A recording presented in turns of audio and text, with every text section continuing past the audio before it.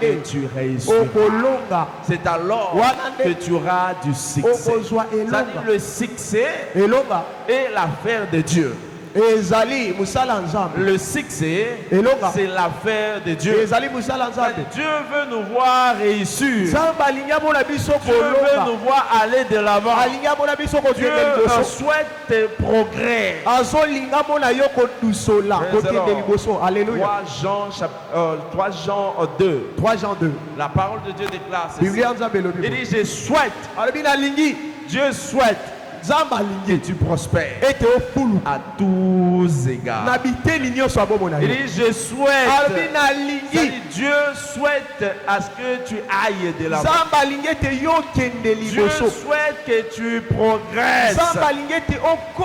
Dieu ne souhaite pas ta stagnation. Dieu ne souhaite pas que tu t'arrêtes là où tu es. Dieu ne souhaite pas que tu t'arrêtes dans ce que tu fais. Il veut que tu accomplisses cela. Que tu excelles dans ce que tu fais. Je prie le Seigneur ce matin que cette prospérité te soit accordée au nom de Jésus.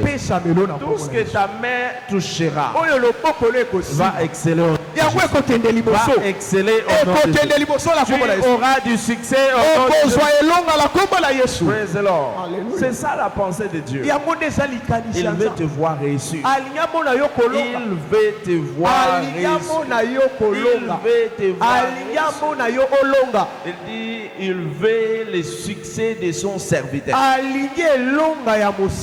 Il veut le succès de son serviteur. Qu'il prospère. Praise the Lord. Alléluia. C'est ce que Dieu pense. Il a prévu dans son agenda. Psaume 35, le verset 27. Psaume 35, le verset 27. Psaume 35, le verset 27. Si vous lisez la version Otteswald, il dit qu'il ait de l'allégresse et de la joie, ceux qui prennent plaisir à son œuvre. Que sans cesse qu'ils disent exalté soit l'Éternel, qui veut la prospérité de son serviteur. Dieu veut que tu prospères. C'est ce qui est dans son cœur. Que toi tu prospères. Les souhaits de Dieu, c'est de voir réussir. Les souhaits de Dieu, c'est de voir réussir. Voilà pourquoi je t'annonce cette bonne nouvelle. Toi, tu vas réussir. Au nom de Jésus. Tu vas réussir à tous égards. Au nom de Jésus. Tu vas réussir dans tout ce que tu fais. Au nom de Jésus. Mais pour réussir, les succès dont nous parlons ici a certaines exigences. Voilà pourquoi nous parlons des exigences du succès. Des exigences du succès. Pour réussir, il y a des exigences. Il y a des choses à faire. Il y a des choses à accomplir pour que le succès soit réel. Pour que tu accomplisses cela avec succès. Et seulement ce matin, nous allons comprendre un autre facteur qui favorise le succès. Le facteur de la diligence. Alléluia. Le facteur de la diligence. La diligence dans le travail. La diligence. Un dur labeur. Praise the Lord. Alléluia. C'est un facteur puissant pour réussir. C'est un facteur efficace pour réussir. Praise the living God. Alléluia. Alléluia. C'est à l'opposé de la négligence. C'est là à l'opposé de la négligence. La diligence ici, le fait de travailler de manière professionnelle. C'est-à-dire, vous prenez votre travail, votre service comme une profession. Donc, vous savez, toute chose, toute activité professionnelle exige l'intelligence. Le professionnalisme n'exige pas la force. Lorsque nous parlons de dur labeur, cela ne veut pas dire que tu montres tes muscles pour accomplir une chose. Cela ne veut pas dire tu as besoin d'avoir plus de biceps pour réussir. Ça dit, vous faites quelque chose de manière efficiente. Avec intelligence. Vous mettez le sérieux dans ce que vous faites. Vous mettez le sérieux dans ce que vous faites. Vous mettez l'intelligence dans ce que vous faites. C'est de ça qu'il s'agit. L'intelligence. Le professionnalisme dans ce que vous faites. Alléluia. Beaucoup de gens échouent parce qu'ils banalisent ce qu'ils font. Vous verrez quelqu'un qui est en train de faire une activité. Par exemple, il est dans la coupe couture, par exemple.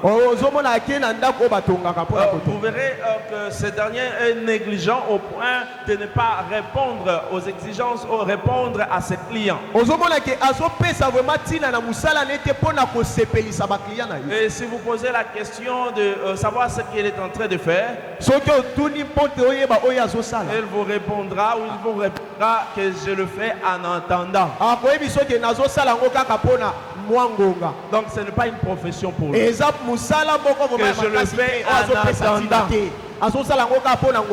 J'attends le matricule à la fonction publique. Je le fais en attendant. Parce que j'attends mon salaire à la fonction publique. Je le fais en attendant. Parce que j'attends ceci ou cela. Praise the Lord. Alléluia. Voilà pourquoi ils peuvent banaliser. Ils peuvent négliger. Tu ne mets pas le sérieux dans ce qu'il fait. Pour réussir dans ces domaines-là, il a besoin de l'intelligence. Il a besoin du professionnalisme. C'est-à-dire un travail acharné. Un travail avec beaucoup de sérieux. C'est ce qui donne le succès. Est-ce que je me fais comprendre?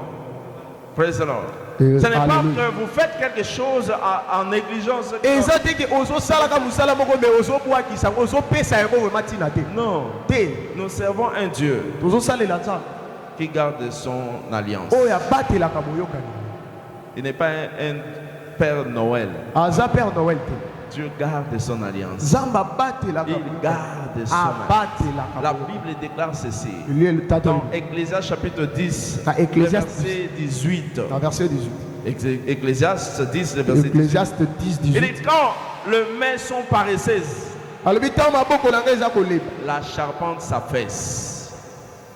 Et quand les mains sont lâches, la maison a des gouttières. Lorsque les mains sont paresseuses, la charpente s'affaisse. Je parlais d'Ecclésiaste chapitre 10, verset 18. Ecclésiaste 10, 18. Praise the Lord. Alléluia. Lorsque ta main est paresseuse, tu ne peux pas faire quelque chose avec ta force. Tout ce que tu vas faire ne pourra pas réussir. Parce que tu ne mets pas le sérieux. Parce que tu ne mets pas le sérieux. Praise the Lord. Alléluia. Alléluia. Alléluia. Je prie le Seigneur qui te délivre de toute forme de paresse. Qui te délivre de toute forme de paresse. Vous verrez quelqu'un qui se dit il espère cette année avoir des millions. Il a une boutique au coin du quartier ou au coin de l'avenue. Mais il se réveille à 10 heures. Il se réveille à quelle heure? À 10 heures. À 10 heures. À 10 heures. Praise the Lord. Cependant que les gens se sont levés très tôt. Voilà déjà Ils pouvaient se procurer de certains articles parce que tous ceux qui sont dans les quartiers peuvent s'approvisionner dans ces boutiques-là.